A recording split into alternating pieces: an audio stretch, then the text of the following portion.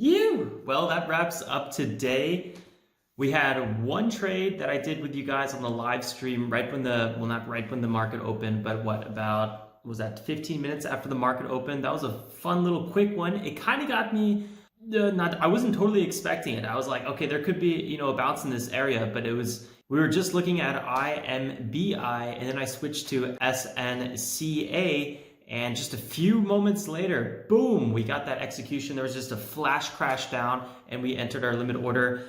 It started pulling back up a little bit and I just got out. We took a nice 6% on that one. It was really, really quick and easy. I could have probably got 8-9% out of that trade. It pulled back up, but with those flash crashes, you want to be quick, you want to be safe. That whole trade lasted about 3 minutes, so it was really, really good fun. These second two trades were a bit slower. I think they were about like 30 minutes or something, maybe even longer.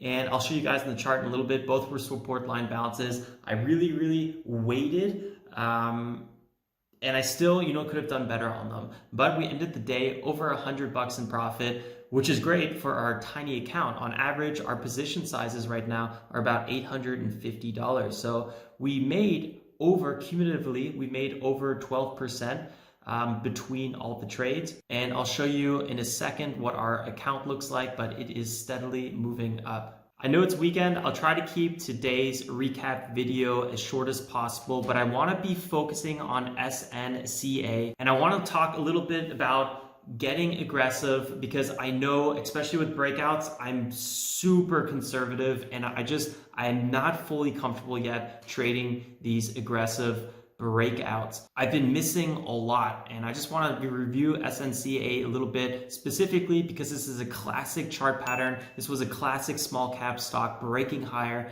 that it would have been really, really good to get aggressive, but I didn't do it. So I want to talk about, what were some of the indicators that we saw that would have been a good sign that this is the one to get aggressive on. And don't forget, on Monday, the 20th, January 20th, it's Martin Luther King Day. And in America, that means the markets are closed. Oh, I know it's like someone just stabbed me in the heart. Yeah, so Monday, the markets are closed. I'm not entirely sure what we're going to be doing Monday. I might even consider doing a normal live stream, but I'm not really sure what I would talk about. But maybe I'll do one. I don't know. There's tons of stuff we can be going over. And there's actually something really, really interesting happening, I think, with Webull that I want to maybe talk about. And that's the company giving away 2 free stocks when you sign up to their platform. If you guys want to check them out, I have a link below. But basically, I've noticed some of the stocks that they're giving away have been, well, they're not really things that you might hear of. I mean, yes, of course, they give away, anything from, General Motors or General Electrics to, they even randomly there's a small chance that you might get Tesla or JP Morgan or something like that. But I've also noticed that there's these small companies that they give away, and I kind of wonder, is there some sort of deal going on, and is their stock price being affected by all these free stocks they're getting out? Because if you think about it, a lot of these small companies are getting put on the radar across many different accounts. Otherwise, people might not be looking at these small caps.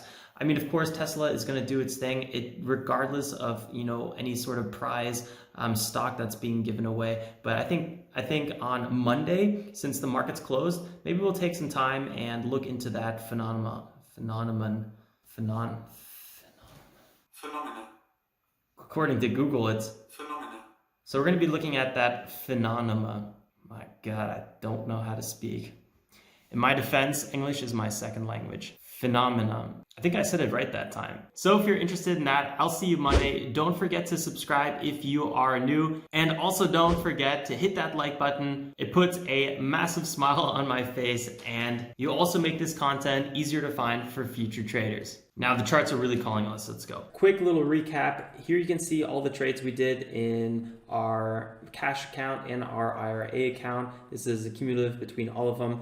And boom, the first one, SNCA, that's the one you guys saw. Then we had one IMBI trade. And then again, we wrapped up with an SNCA trade. These were all pretty cool, pretty quick trades. I really want to be focusing on SNCA today. And you can see right, where is it? We wrapped up the day with $108 profit, which is pretty cool because our average position size for these 3 trades were about $850. So definitely on the lower end, and we're getting close to that $1,000 position size. I hope we're going to hit it this month, but we would need to grow our account by another $800. And let me quickly show you guys why that is. So if you come over here, you can see our combined account now is $5,205, and it grew nicely today by $108. So what we do with our cash account is we always have to alternate our trades because there's a 2-day settling period for any trade you make. So basically, I divide this whole entire portfolio by 6, which means our average position size is going to be $867. That way I can do 3 trades every day, and while those 3 trades are settling from the day before, I have those other 3 trades. So every day I alternate 3 trades. It's much nicer this way. In November and December, we did it a little bit differently, and I was always running into some sort of, I don't have any trades today. I have a messed up position size over there because I just used $2,000 on this trade, and now I only have $500 for this trade. And there was always some sort of really messy situation. So now I'm like, you know what? I'm going to make sure I have 3 trades every day, and then I'm just going to allocate my accounts properly across all of them. So once we get to an account size of $6,000, our average position size will then be $1,000. And ideally, I want to get to 6,600 because I really like to have a little bit of wiggle room. That means our average position size will get to about $1,100. So that's going to be really, really good fun. Again, we got $800 more to make until we get to 6,000. I don't know if we're going to do it by the end of January. We got 9 more trading days because Monday's closed. So let's cross our fingers, hope for the best. But just, we got to stay really, really consistent. Ever since we started the challenge in November, we have been moving up really nicely. Unfortunately, November and December were just such slow months. I made so many mistakes because I was so rusty. I came back after not trading stocks for quite some time, really being focused on day trading crypto. And when I did the switch, I just made a lot of these, especially small account issues, that kind of was stressing me out a little bit. So I think all the moving parts are slowly coming together really nicely. Okay, let's go right into the charts here. And this is the big whacker SNCA. This thing is just flying. The market cap now, this morning the market cap, what was it? It was like 6 million. Now it's at 11 million. And the shares outstanding, 3.8 million shares outstanding. So this thing, tiny company with tiny float, and you just know this thing has the potential to freaking rip it. And that's exactly what's happening here. And wowie, man, I was really thinking that I should not take this trade and wait for a bigger pop near this VWAP if it doesn't crash under VWAP and holds its highs. So maybe enter somewhere in this kind of consolidation and look for a big trade here. Wow, that's already up 33%. So, maybe I should have not took this trade. Every trade has an opportunity cost, especially when you are limited to the amount of trades you can actually make. So let's kind of scroll back over here and see what was going on with SNCA. And very quickly, the news, I really didn't think it was that spectacular. And at first, I think it was a pure technical breakout because, they had right here, Seneca Biopharmacy announces presentations at both Sachs Associates' 3rd Annual Neuroscience Invitation Forum and Biotech Showcase 2020. So I was like, okay, well, I don't, that was on the 10th. I don't really see why that would be affecting the market too much. You can see on the 10th here, it looks like it was a bit more of a buy the rumor, sell the news kind of deal where it spiked up, the news came out, and it actually, the run was already over. So it wasn't, so this might be a similar case because the market's running up and there's really no new news on it. And then it wasn't really until later in the day, or actually on the trading day, because then we had some news that came out, comments on seeking partnership for stem cell therapy treating neurological disorders. So contract winners or some mergers or partnership deals, especially with small caps, with larger companies, always have big effects, and that's the kind of news you want to be trading. Pre-market, this thing really wasn't moving that much. Okay, up 40%, but that's, that's tiny. Sometimes you see companies 200, 300% pre-market. So, nothing, there's no really wow factor with that. Once the market opened, it pulled back a little bit actually. So about 10% pullback with the market open. It really was not on my radar until we broke past this pre-market high area. So we broke past 1.7, which is clearly big resistance. And then we broke past 1.8, which again is big resistance. And now why would that be big resistance? Well, it's because these are all-time high levels. So this 1.7 area is maybe a little bit less significant, but definitely this 1.8 area is super, super important because this was all-time high pre-market. And so when you rip past that, there's clearly a lot of people interested in this stock. And when I noticed that, and a lot of other people on the live stream chat noticed that, they were calling that out. They're like, Alex, check out SNCA, this thing's really pulling up. I couldn't agree more. And that's actually, right away, I put an order in here at 1.73. And lo and behold, we had a flash crash down here. This was a pretty big dip. This was a 10% dip. And I got an instant entry, which was really, really cool. I sold on that first next bounce. So I sold on this candle. This was just about 6% trade. So pretty sweet. Again, right here, we could have maybe took another 3% profit. I think, noticing that this 1.94 area is big resistance would have been probably a better spot to maybe try to take some profits a little closer to that. And then again, it ran up even more. So, I definitely left a lot of profits on the table, but you won't go broke taking profits consistently. And most of my trades are only between 4 and 5% profit. I'm trying to let my winners run a little bit longer, but I've just had so many times where I'm up 4 or 5%, and then before you know it, I close the trade for 1-2% loss because that level didn't hold. So sometimes I just take my positions way too quickly. When we have one of these runners, and you can see the dollar volume is really amounting. IMBI was huge this morning. This was really the attractive stock, and it totally got overshadowed by SNCA. We're going to talk about IMBI just for a little bit at the end. And it was almost something you could kind of predict. So we'll just watch the live stream if you guys have not done so already, or just, rewatch it, and you could kind of see how SNCA started sneaking up on there.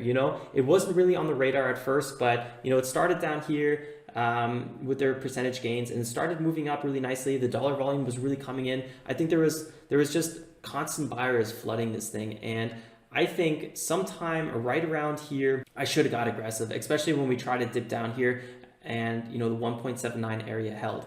This is actually kind of painful because we did have a limit order at 1.79, and I went ahead and I think I pulled it back to 1.73. So we could have had an entry here, but I was a little too conservative. I was like, I don't know if I should really, get into this one.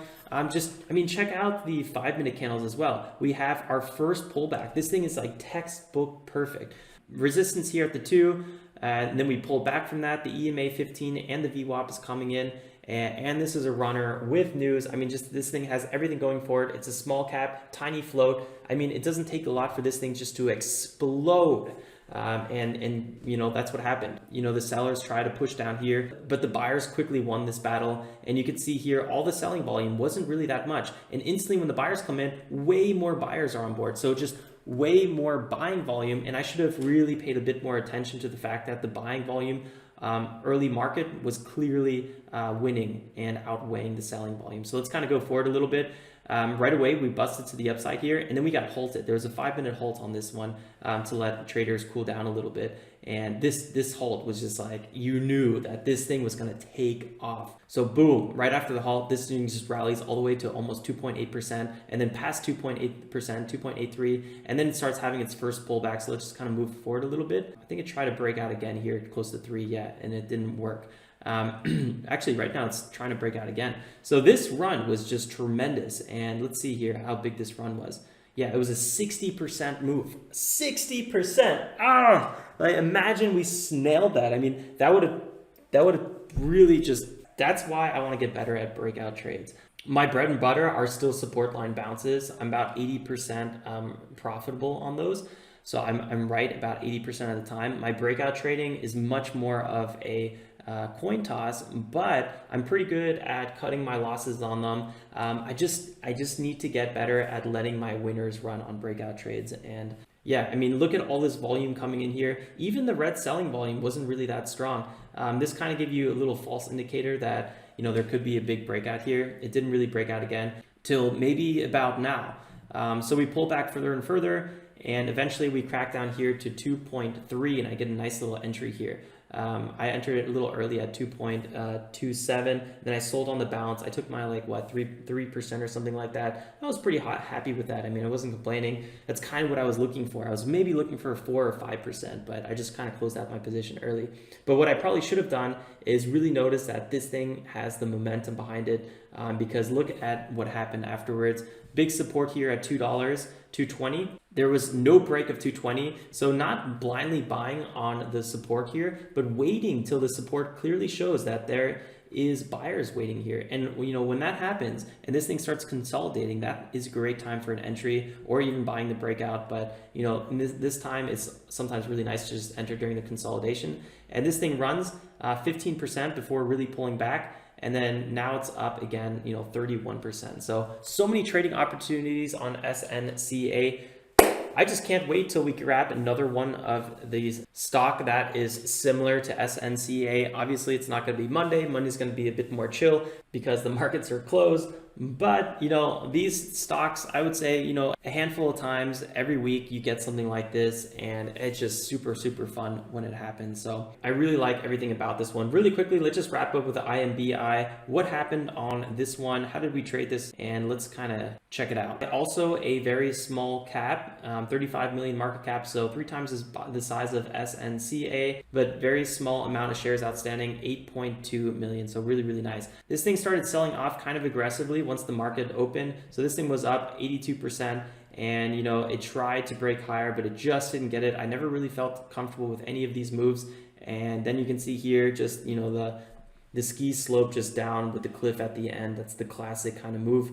And then as we are approaching this big support here, and you can see the support on the long-term daily chart that, you know, right here at 4.5, we have a lot of resistance, long-term resistance, which becomes new support. You can see we broke out of this area, bounced back to it, bounced back, ran back up, bounced back. I mean, 4.5 is just a clear area where a lot of activity happens. So I was like, okay, well, there's a good chance that, you know, we broke out of this area from before. This is a clear breakout zone. Let's see if we get a bounce in this area. And this one I entered at 4.53, $4.53. Again, a little too early. We pulled back, you know, I was down about 2% on this one. But then, you know, we had a long consolidation phase, and this was a pretty long trade overall. I mean, this was 37 minutes. For me, that's pretty long. You know, we consolidated in this area, and the whole time I was like, okay, if I even had an alert here for quite some time at 4.47, and I was like, if we dip under this area, especially if we touch 4.42 again, I don't want to be down more than 20 cents on this thing, and I'm going to close out my position.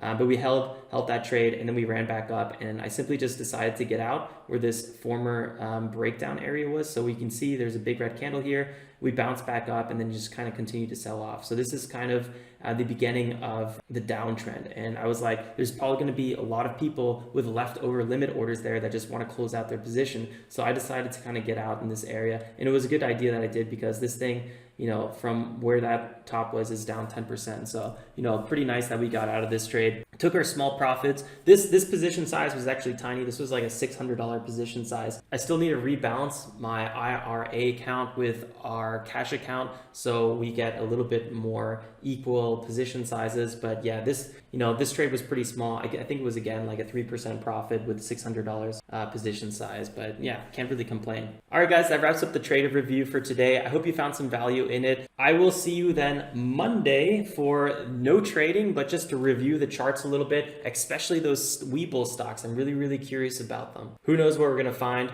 If you're interested and you're new, don't forget to subscribe and hit that bell icon too, so you get the notifications when we go live. And again, if you found some value in this content, I would definitely appreciate it if you hit that like button. All right, guys, have a phenomenal weekend. Stay safe, and like always, make some awesome trades. Till next time, ciao, ciao.